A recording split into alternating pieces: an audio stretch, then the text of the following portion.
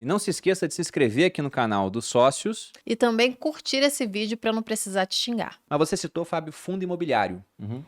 que também é um ativo muito procurado hoje, ficou muito popular entre as pessoas físicas, né? Tem mais de 1 milhão de pessoas investindo hoje em fundos imobiliários e que dão esse fluxo de pagamento de maneira mensal, a maior parte deles. Embora por legislação tenha que ser semestral, a maioria paga todo mês.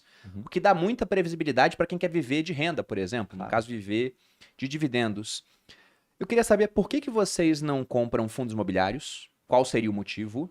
E também, na renda fixa, aproveitando o comentário do Felipe, aqui no Brasil a gente tem essa jabuticaba mundial, que se você pega uma lista, um ranking de juros, nós somos um dos países do mundo, pegando entre os países minimamente sérios, que tem o juro real mais alto. O juro real, gente, é simplesmente você pegar a Selic e tirar a inflação. Você tem uma Selic em 13,75, uma inflação em 6,47 hoje. E se pega o boletim Focus, eles acham que vai cair mais até o fim do ano, embora para o ano que vem as expectativas já estejam de uma revisão para cima. Inclusive com uma Selic que está alta, e para o ano que vem o pessoal já está colocando que talvez bata 15. E lembrando que o juro real estava negativo até outro dia, né? Pois é. Então, por que vocês evitam a renda fixa? E dentro da estratégia de dividendos, por que não usar fundos imobiliários, na opinião de vocês? A renda fixa não é que a gente evita, a gente usa ela como reserva de emergência, por Sim. exemplo, né? Isso acho que é o ideal para você usufruir da renda fixa. Os fundos imobiliários, a gente entende a importância deles e a gente entende que seja como um nadar no raso, digamos assim. A pessoa coloca aquele pezinho para entender como é que funcionam os dividendos. Realmente ele tem um atrativo de cair mensalmente, isso é muito bom. Só que a gente enxerga que assim, as oportunidades dentro das empresas são muito maiores do que nos fundos imobiliários. Né? Você paga alguma taxa de administração também para os fundos imobiliários, coisa que você acaba não pagando nas empresas, né, que você compra.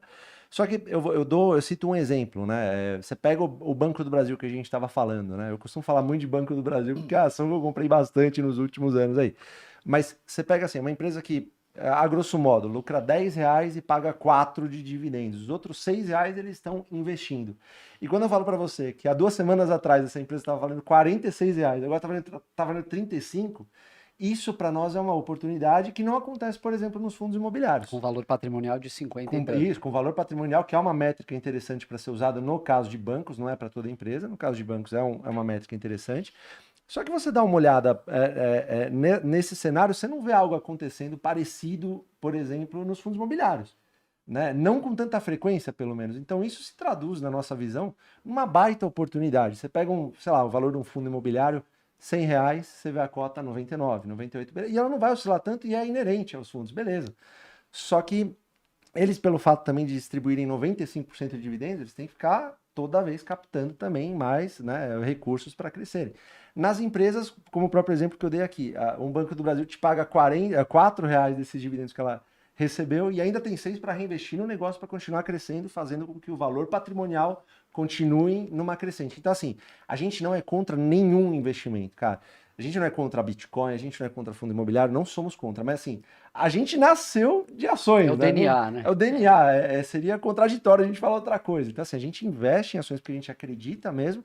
E a gente acredita que o mar de oportunidades que se desenham, pô, falaram agora que antes das eleições, pô, o PT vai ganhar, vai destruir, como se fosse, tipo, pô, vai destruir o mercado e tal. As ações caíram vertiginosamente. É uma oportunidade na nossa visão. Né? Então, isso a gente não vê com tanta frequência nos fundos imobiliários. Cai menos. Exatamente. É mais estável, então a oportunidade tem menos Sim. oportunidade. E se você tem empresas que pagam o dividendo igual ou superior a muitos fundos imobiliários. Acontece que elas não pagam mensalmente. Então, acho que a pessoa acaba ficando um pouco mais receosa em relação a isso. Até porque talvez seja mais fácil até avaliar imóveis, acho que para o brasileiro, do que ações. Tem muito disso também, né? Avaliar uma transmissora de energia. Não é todo mundo que sabe que tem um contrato de 30 anos, que se ganha uma RAP e tal.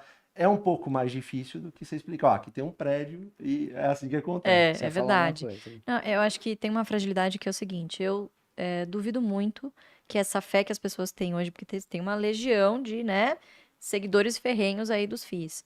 Eu duvido muito que essa legião continuaria tão fiel se algum dia, por exemplo, os FIIs não pagassem mais essa renda mensal. Eu acho que cairia por terra, por exemplo, toda uma estratégia, né? Já as ações já se provaram inúmeras vezes em diversas outras adversidades, né? Inclusive na tributação de dividendos. Então, até 95, o dividendo no Brasil era tributado. E a estratégia não morreu. Inclusive, ela nasceu numa época em que os dividendos eram tributados, né? Então, pensando em perenidade e pensando justamente também no que o Fábio disse de oportunidades, né? Realmente, de fato, quando você aprende a fazer isso com ações, você simplesmente não quer fazer com outra coisa, né? Sobre renda fixa, eu gosto de dividir em 3 caixinhas, né? A caixinha da bolsa, ela tá na terceira, que são os investimentos de longo prazo. Sempre. Sempre. Não pode ser diferente disso. Se o recurso que você está aplicando na bolsa, você pretende usá-lo no intervalo de no mínimo 5 anos, Que geralmente é assim que o povo faz, né? geralmente assim, a gente sabe que é. 5 anos você tá sendo... Eu tô sendo ainda, né, Otimista. um pouquinho otimista, né? Eu diria que o longo prazo, 5 ele é meses. muito particular, exatamente. O longo prazo para o brasileiro costuma ser um mês. Longo prazo freestyle. do Brasil. Exatamente, exatamente. Então, a renda fixa, você aproveita, obviamente, as taxas que a gente tem hoje são extremamente interessantes para outros objetivos de curto e médio prazo. Então, curto prazo, que os meninos disseram também, a reserva de oportunidade, a reserva de emergência. Então, lá para 2020, você via muita gente comprando ações no pico, porque simplesmente não achava interessante deixar parado num CDI, rendendo, sei lá, nada, rendendo nada. 1,9. Então, porra, pra que eu vou deixar? Não, eu vou comprar alguma ação aqui e vou deixar lá. Pô, e o que o cara viu depois foi o negócio despencar, né? Então, a primeira caixinha é do curto prazo. A segunda caixinha são dos objetivos, dos sonhos que você quer conquistar. Então, poxa, pretendo guardar dinheiro para comprar uma casa, pretendo guardar dinheiro para comprar um carro, quero viajar, vou casar, né? Eu quero me programar para algum objetivo de vida. Aí sim, poxa, tem diversas oportunidades aí, concordo contigo, diversas oportunidades hoje na renda fixa, que em pouco tempo você dobra o seu capital.